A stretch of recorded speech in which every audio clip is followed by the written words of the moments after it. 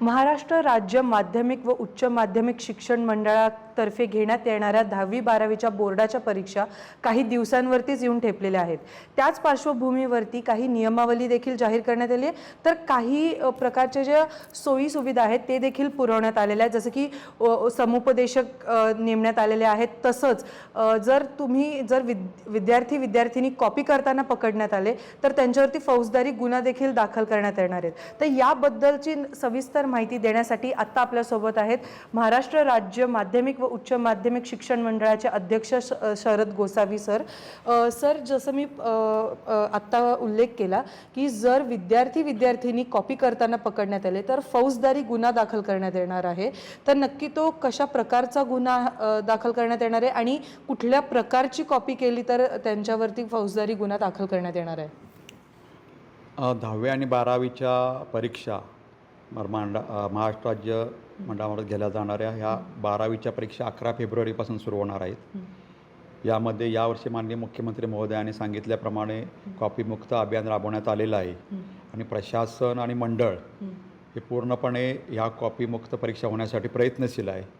याचाच एक भाग म्हणून माननीय मुख्य सचिवांनी सर्व जिल्हाधिकारी महोदय, सर्व मुख्य कार्यकारी, सर्व SP-CP यांची बैठक घेतली।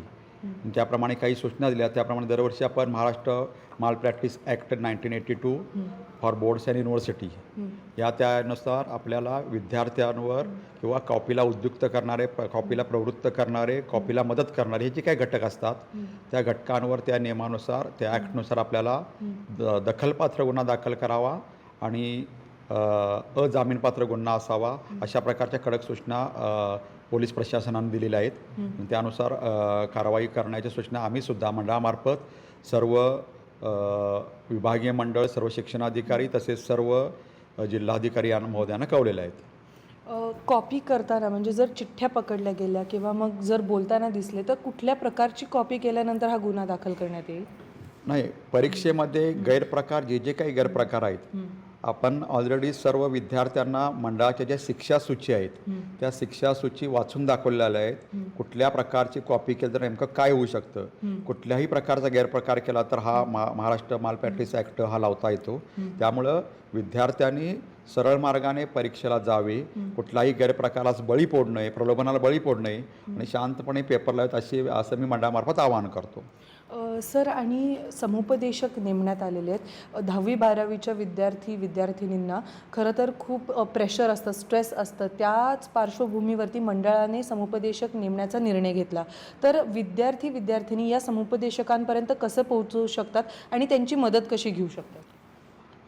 राज्य मंडळामार्फत तसंच विभागीय मंडळामार्फत राज्य मंडळामार्फत 10 समुपदेशकांची निवड केलेली आहे। ते समुपदेशकांचे नंबर आम्ही प्रसिद्ध केलेले आहेत आणि त्यामुळे मोबाईल नंबरवर त्यांच्या फोन करायचा आहे आणि विद्यार्थिनी किंवा पालकांना जर कुठली त्याबद्दल परीक्षेसंदर्भात काही अडचण असेल, ऐनवेळी काही अडचण निर्माण झाली तर विद्यार्थ्यांनी भिवून न जाता त्या परीक्षा काउन्सिलरला संपर्क साधावा। तसेच विभागीय मंडळामार्फत सुद्धा प्रत्येक जिल्ह्याला 2 काउन्सिलरची नावं डिक्लेअर केलेली गेलेली आहेत आणि त्यांचे नंबरसुद्धा पब्लिश केलेले आहेत, जेणेकरून विद्यार्थ्यांना परीक्षेला जाताना कोणताही ताण आला तर विद्यार्थ्यांनी त्यांना फोन करावा, जेणेकरून विद्यार्थी हे चांगल्या पद्धतीनं निकोप वातावरणात परीक्षा देऊ शकतात। विद्यार्थ्यांनी कृपया कुठलाही ताण घेऊ नये। परीक्षा सोपी असते आणि ही काही जीवनाची अंतिम परीक्षा नाही, त्यामुळे परीक्षेला चांगल्या वातावरणात, चांगल्या मनानं चांगला अभ्यास करून परीक्षेला सामोरं जावं, यासाठी मंडळाने हे समुपदेशक नेमलेलं आहे। म्हणजे विद्यार्थ्यांना काही वेळा आपला नंबर कुठल्या कॉलेजला पडला आहे, कुठल्या सेंटरला पडला आहे हे काही वेळा शहरामध्ये कळत नाही, तर अशा वेळीसुद्धा आमचे काही निकष आहेत, त्याप्रमाणे कुठलाही विद्यार्थी परीक्षेपासून वंचित राहणार नाही। त्याचबरोबर जर एखादी कोणतीही अडचण आहे, हॉल तिकीट विसरलं तर काय करता येईल याच्यासुद्धा आमचे काही तरतूद आहे। त्यामुळे कुठल्याही विद्यार्थ्याला कुठल्याही प्रकारे परीक्षेला जाताना कुठलंही दडपण नसावं यासाठी समुपदेशकाची निवड करण्यात आलेली आहे। सर, तुम्ही आता उल्लेख केला की जर हॉल तिकीट विसरलं तर त्याच्याबद्दल काही प्रेशर नसावं, तर नक्की हॉल तिकीट जर एखादा विद्यार्थी विसरलास तर त्याची काय प्रोसेस असेल? हॉल तिकीट जर एखादा विद्यार्थी चुकून विसरलास तर आपण विद्यार्थ्याला परीक्षेला बसताना केंद्र संचालकांनी सांगितलं आहे की तुम्ही त्यांचं हमीपत्र लिहून घ्या की माझं असं हॉल तिकीट आधी विसरलेलं आहे आणि कारण दररोज नंबर काय त्याच सेंटरला असतो, त्यामुळे उद्या आपण तो घेऊ शकतो आणि ते हमीपत्र लिहून द्यायचं असतं आणि याबाबत मंडळ जो घेईल तो निर्णय आम्हाला मान्य आहे। पण विद्यार्थ्यांना घाबरून जाऊ नये, जरी एखादं हॉल तिकीट नसेल, चुकून राहिला असेल तर पुढच्या पेपरला ते घेऊन यावं आणि त्यामुळे विद्यार्थ्याचा तो पेपरसुद्धा आपल्याला म्हणजे विद्यार्थी त्या पेपरलाच मुकणार नाही, अशा प्रकारची सोय आहेत. तसं एखादी शाळा एखाद्या विद्यार्थ्याला हॉल तिकीट काही कारणास्तव देत नसेल तरीसुद्धा आपण संबंधित गट शिक्षणाधिकारी व प्रशासन अधिकारी यांना सुद्धा आदेश दिलेले आहेत की त्यांच्या त्यांनी मंडळाकडे यावं, त्या विद्यार्थ्यांनी त्या गट शिक्षणाधिकाऱ्याकडे संपर्क साधावा आणि ते मंडळाकडून हॉल तिकीट म्हणून गट शिक्षण स्वतःच्या सहीनं ते हॉल तिकीट त्यांना द्यावं. ओके सर, नितेश राणे जे भाजपचे नेते आहेत तर त्यांनी एक वक्तव्य केलं होतं, तर त्याच पार्श्वभूमीवरती की शिक्षण मंडळाने काही नियमावलीत बदल केला आहे का, की विद्यार्थिनींनी कुठल्या वेगळी वेशभूषा करूनच परीक्षेला यायला पाहिजे, म्हणजे त्या पार्श्वभूमीवरती कॉपीचं प्रमाण कमी होईल? माननीय मंत्री महोदयांनी याला मी उत्तर देऊ इच्छित नाही, परंतु मंडळाचा जो निकष आहे त्या निकषामध्ये असं स्पष्ट आहे कुठलाही विद्यार्थीनी आले तर त्याची अंग तपासणी करून, म्हणजे विद्यार्थिनी असेल तर महिला शिक्षिकेने किंवा महिला पोलीस कॉन्स्टेबलने, आणि विद्यार्थी असेल तर शक्यतो पुरुष पर्यवेक्षकांनी त्याची तपासणी करावी. आणि कुठल्याही परिस्थितीत कुठलाही विद्यार्थी असेल, कुठलीही वेशभूषा असेल तर त्याला तपासणी करून आत सोडायचं, ही मंडळाचा निकष आहे आणि त्या निकषाप्रमाणे तो विद्यार्थी परीक्षेला बसू शकतो. म्हणजे नियमावलीत काही बदल करण्यात आलेला नाही आहे, तसंच जे विद्यार्थिनींना ज्या वेशभूषेत यायचं ते याच्यात येऊ शकतात. हो. आणि सर, एक शेवटचा प्रश्न की 10वी-12वीची परीक्षा आता काहीच दिवसात सुरू होते, तुम्ही विद्यार्थिनींना काय आवाहन कराल? विद्यार्थ्यांना एकच सांगू इच्छितो की 12वीची आणि 10वीची परीक्षा जवळ आलेली आहे.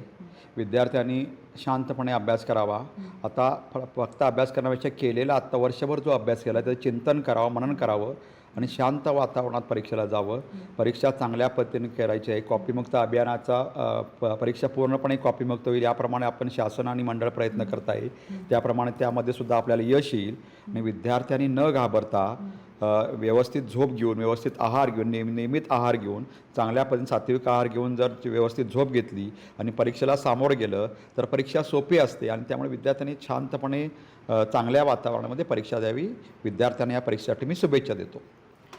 नक्कीच. आपण जसं बघितलं की शरद गोसावी सरांनी आत्ता 10वी-12वीच्या विद्यार्थ्यांना शुभेच्छा तर दिल्याच आहेत, परंतु त्यांनी हे देखील आवर्जून उल्लेख केला आहे या गोष्टीचा की आत्ता वर्षभरात जो अभ्यास केला आहे त्याचं एक रिव्हिजन आत्ता त्यांनी केलं पाहिजे आणि शांत वातावरणात परीक्षा देण्याचा प्रयत्न त्यांच्याकडनं झाला पाहिजे, कारण कॉपीमुक्त परीक्षा ही झाली पाहिजे. नाही तर विद्यार्थींवरती फौजदारी गुन्हा तर दाखल होईलच. NDTV मराठीसाठी रेवती हिंगवे, पुणे.